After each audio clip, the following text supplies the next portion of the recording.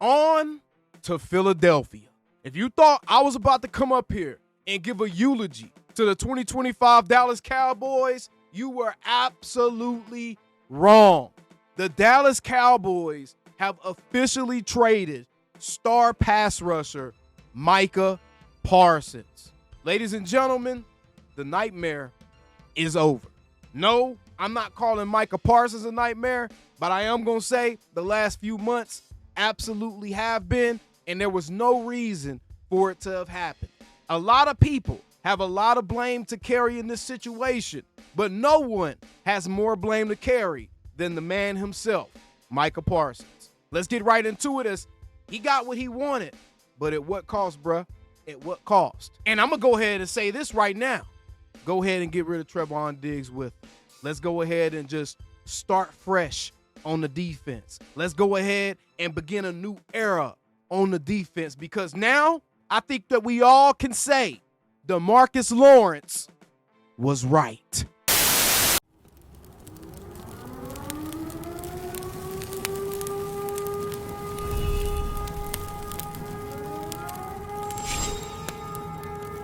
Man, shut your up.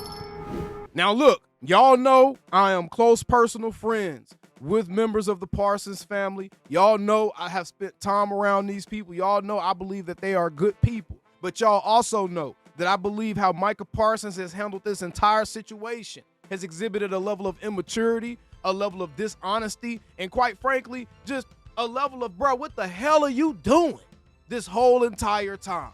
Because you are the one that's been trying to pressure the Joneses to operate on the time that you want them to operate on. You are the one that have gone out your way to try to negotiate with the Joneses, leaving your agent out of the negotiation initially. You are the one that told Jerry you're happy with the initial offer that was made before you allowed your agent to stick his head in to get him another record-breaking deal where he gets $47 million a year, $6 million more than what TJ Watt got. I'm sorry, you good. Go ahead, Micah. If that was what you was about to get, go ahead, bro. You good. And I usually don't do the pocket watcher thing, but I say you good because, bro, this is dishonest. My brother, you have been preaching the last year and a half about how you were going to leave money on the table, about how you wanted to allow this franchise to have the room, the flexibility to actually get more players, to get more help. And the offseason, the franchise finally makes good on that because of your influence, Micah. The once offseason, when they have had more activity than they've had in over a decade, when they have gone out and gotten an actual Pro Bowl level player that hasn't even really entered his prime yet in George Pickens. The offseason, where they went out and got you some help, when they did everything you asked them to do. They kept the guys that you wanted them to keep. They really didn't lose anybody this offseason for real, and they added to the room. The 1 year where everything finally looks like it's lining up, you made the entire offseason about what Micah Parsons wanted and when Micah Parsons wanted it. Even though you promised us as a fan base that wouldn't have been the case. But you know what, Micah? It's cool, bruh. You another team's headache now. And I know you probably going to say some crazy stuff about our squad in the coming months on your podcast and all that. But thank God the Dallas Cowboys can focus on football again. Thank God the Dallas Cowboys don't have to make concessions for someone that wants to feel more special than everyone else, thus setting a bad example for all the other men in that locker room, because I'm sorry, it would have been incredibly hard for this young man right here to go back into that Dallas Cowboys locker room and lead that team, especially had it gotten to the point where he sat out games. It would have been hard for him to go out there and lead that team when all those grown-ass men watched him get away with doing stuff that none of them could even dream about doing. So at the end of the day, maybe this was best for all parties involved. I knew this was going to get ugly as soon as I had understood that you allowed another man's feelings to be more important in this negotiation than what you actually wanted for yourself. Because what you actually wanted for yourself was never being a Green Bay Packer. And now we know that all that lip service you gave us, you were saying all the right things so you can get all the love and adulation from the fans, bro, because when it came down to nut cutting time, you didn't stand by a single thing that you said other than when you let everybody know your feelings was hurt and you had to request a trade. So at the end of the day, bruh, it is what it is. On to Philadelphia. Enjoy your $47 million per year contract, bro. Enjoy it. I hope it was worth it. I hope it's worth your reputation being tarnished as it pertains to the Packers fans may believe you because now they got a shiny new toy. But I'm going to tell you one thing. Everybody that's been paying attention to this situation and anybody that hasn't allowed themselves to be brainwashed by the media and the narratives that ESPN has tried to shape around what actually happened with this situation. They seen you be dishonest. They seen you not be a man of your word. And they ultimately seen what was most important to you. And what's most important to you is Micah Parsons, the people that you call your best friends, and money, bro. That's what's most important to you, bro. And so at the end of the day, I don't want to hear nothing about no football. I don't want to hear nothing about no LT. And I don't want to hear nothing about no Micah Parsons. Again, I am so glad that now our head coach and our football team can now completely move in a different direction, because if y'all are honest with yourselves as Cowboys fans, I know a lot of y'all gonna be hurt. I'm hurt too right now. Trust me. Some of what I'm saying is hurt, bruh. I am personally hurt because I know this is going to impact actual legitimate friendships I have made with people, bro. I know that this is going to take someone out of my environment, my circle that I've actually gotten very close with, bro. I know that. So I'm personally affected by this, probably more than a lot of y'all beyond just being a fan of the player himself. I get it. But at the end of the day, bro, I'm a Dallas Cowboys fan. At the end of the day, I knew too many details of what was going on with this situation. I knew too many details of how it was going down. And now that it's going down, I can let y'all know the exact details. David Mulligetta somehow convinced Micah Parsons that he was his cult leader, bruh. David Mulligetta somehow convinced Micah Parsons that he was holier than thou. And Micah Parsons held David Mulligetta's word higher than anybody else's around him, whether it was his brother, his sister, his mama, his uncle. It don't matter. David Mulligetta did a masterful job of isolating his agent or isolating his client, so that way he would have full jurisdiction to do any and everything he wanted to be able to do with his client. And all that showed me in all of this is that you were never going to be the leader that we all wanted you to be. You were never going to be the leader that we all thought you were capable of being if you allowed another man's will and ambition to overtake yours to the point where it completely threw you off your track and got you on to another man's track, bro. You were never going to be able to be that backbone that this defense and this organization so desperately needed, bro. So maybe this allows room for someone else to be that backbone. And any player in that locker room that now feels like they can't go out on that field and give 100% for the Dallas Cowboys, bro. Any player in that locker room that feels that way, any player in that locker room that's been infected by the stain that has been Micah Parsons and the mentality that he allowed to creep into his mind, allowing David Mulligetta to convince him that he was a racist.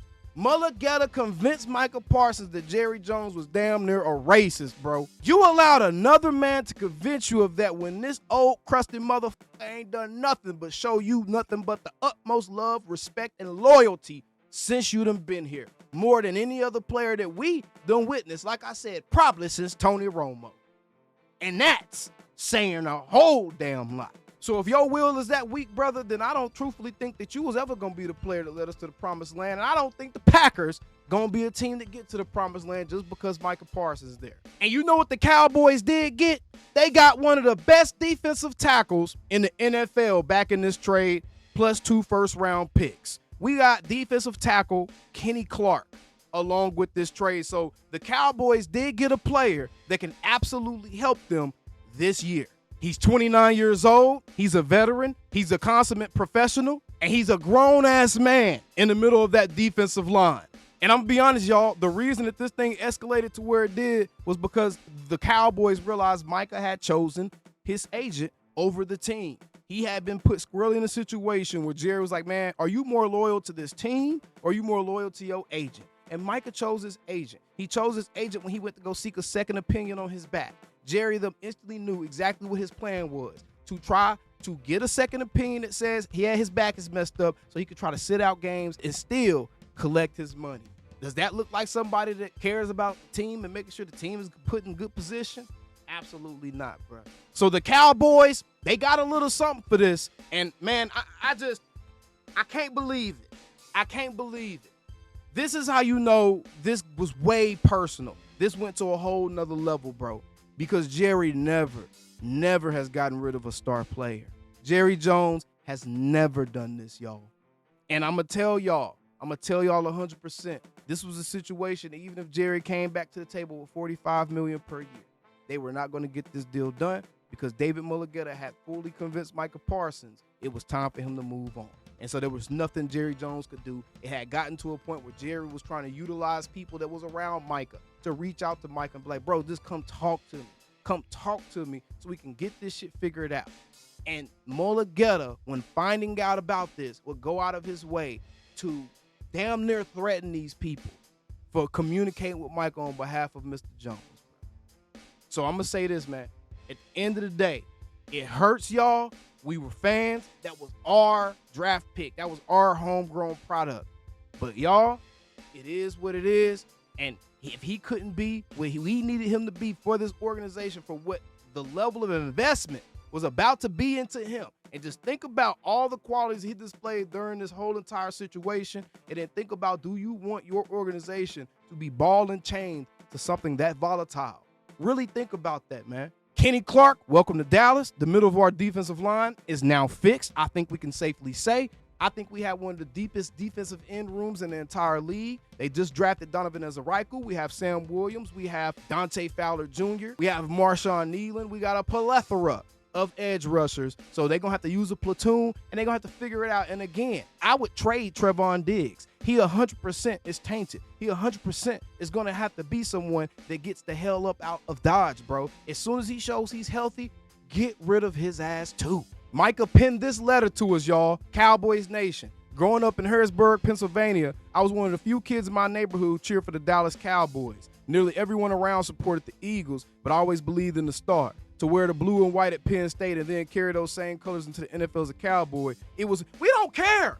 We don't care. We don't care. We don't care. You turned your back on the Star. Cowboys fans, don't go for this shit, bro. Don't forsake your own team because a player put himself above everyone else in that locker room, bro. Because at the end of the day, none of this had to happen this way because Micah tried to take things in his hands because Micah feels like he knows best and he knows what he's doing and X, Y, and Z. And look what happened, bro. It blew up. And yes, you got you a nice fat deal from the Green Bay Packers, but they ass gonna grow to regret that too. He said, from the moment I arrived in Dallas, you embraced me and my family as your own. You made a kid from the East Coast feel right at home in Texas.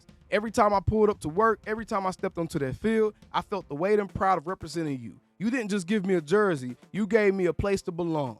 I never wanted this chapter to end, but not everything was in my control. My heart has always been here, and it still is. No, it's not, bruh. Through it all, I never made any demands. I never asked for anything more than fairness. I only asked that the person I trust to negotiate my contract be part of this process.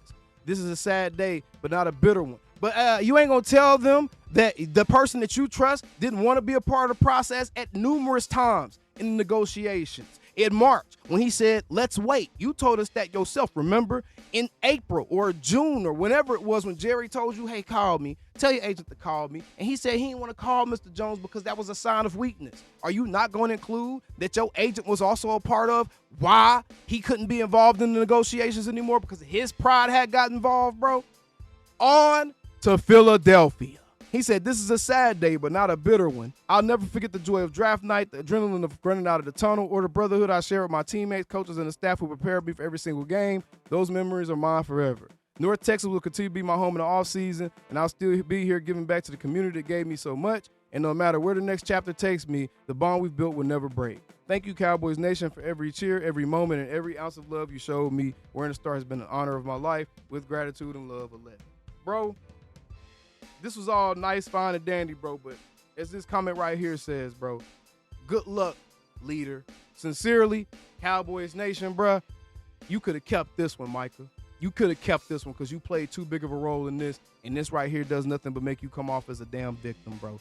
David Mulligetta strikes again. He did it with Earl Thomas. He did it with Jesse Bates. He did it with Jalen Ramsey. Now he did it with Micah Parsons, bro. Mulligetta strikes again. I don't want to hear crap about Jerry Jones when David Mulugheta has done this with way too many of his high-profile clients, bro. Mulugheta strikes again. He did it with Deshaun Watson.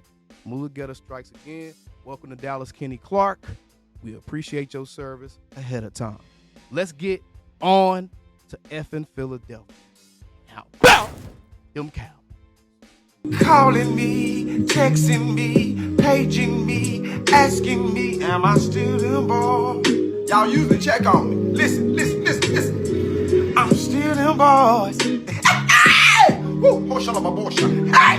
I'm still them boys.